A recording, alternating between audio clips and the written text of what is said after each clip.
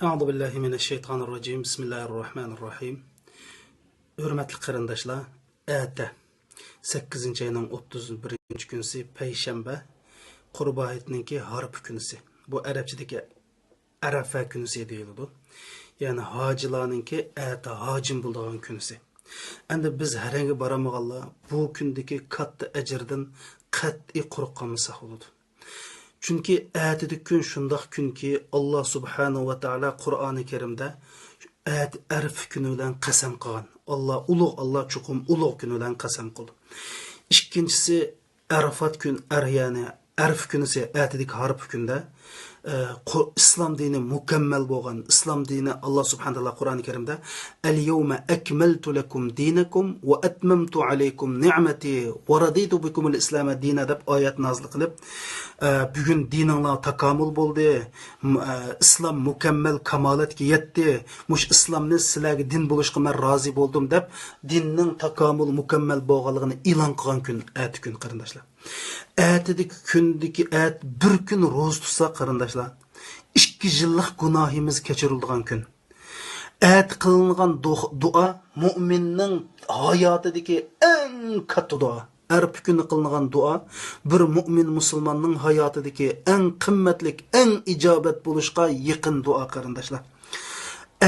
Kundaki kun qanday kun desanglar, Allah subhanahu wa ta'ala insonlarni do'zaxdan xalos bo'ldi deydigan kun. Ya'ni kunda arf kunda Allah subhanahu wa ta'ala birinchi qavat osmonga yaqinlashib, farishtalarga "Ey farishtalarim, qaranglar" deb kundaki arfatlik hojilar va shu arfatlik hojilarga moslashib taat ibodat qilgan bizda karam boramagan insonlarga qarab, "Bende farishta, bendilarga qaranglar" deb faxrlanib, ashlarning hammasini gunohini afu qildim deydigan kun ata.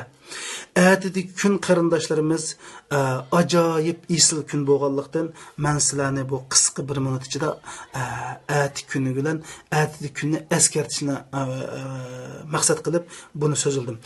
Nima ish qilishimiz kerak qarindoshlar? Qilgan eng muhim ishlarning birisi ro'za tutish. Çünkü men degandek atidik ro'za 2 yillik gunohning kechirilishiga sabab bo'ldi. İkincisi, bomdat namazdan keyin uxlamay, taxminan soat kun chiqqandan keyin bir 15-20 minut, kun chiqib 15-20 minutdan keyin bir 2 rakatdan 8 rakatgacha nafl namoz o'qish. Üçüncüsü qarindoshlar, men bu darsning nimasiga yozib qo'yman. La ilaha illalloh wahdahu la sharika lahu lahul mulku va lahul hamdu va huwa ala kulli shay'in qodir degan duoni bak ko'p o'qish. Chunki payg'ambar sallallohu alayhi vasallam mushu Arafat kunsi men va barliq payg'ambarlar o'qigan eng katta duo bo'lsa mush duo degan. Buni ko'p o'qish qarindoshlar. Andan keyin oz bo'lsa-mu oz to'la sadaqa berayli. İ'ona qilayli. Oz bo'lsa mayli qarindoshlar, bir qo'y. Yani 1 lira, 1 dollar, 1 euro olsun mu sadaqat qilayli.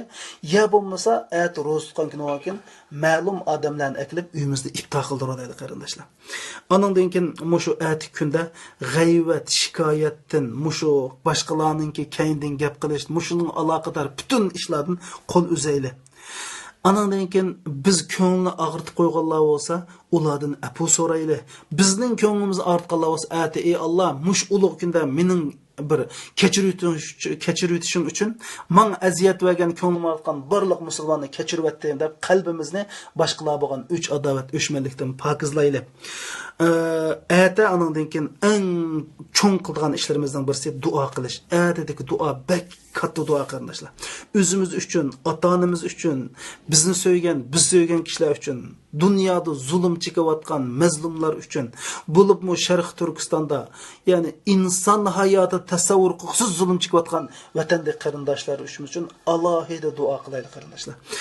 Ahirisi deydiğim, muşunu başqalarga taqtib qo'yinglar.